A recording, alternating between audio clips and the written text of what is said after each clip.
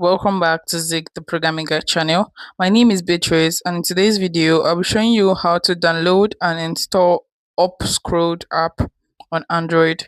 So the Upscrolled app is an app where you go through social media and get to explore, interact with a lot of friends, and also chat with them. So how do you install or download the app? What you need to do is go to your Play Store or Apple Store, search for, you click on the search bar and you search Upscrolled. And once you click on Upscrolled, you're going to see the app. You click on install and it's going to actually download. So once it gets downloaded, okay, let's wait a little bit for it to actually download. So you can see what the app does.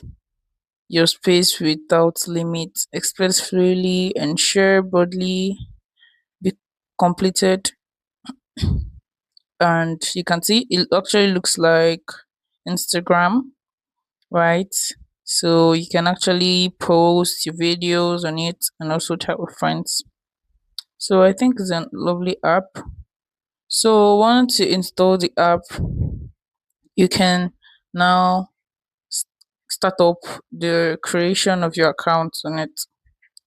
Right. If this guide was helpful, give it a thumbs up and equally subscribe to get more info tips like this. Thanks for watching, guys. That's my next video. Bye.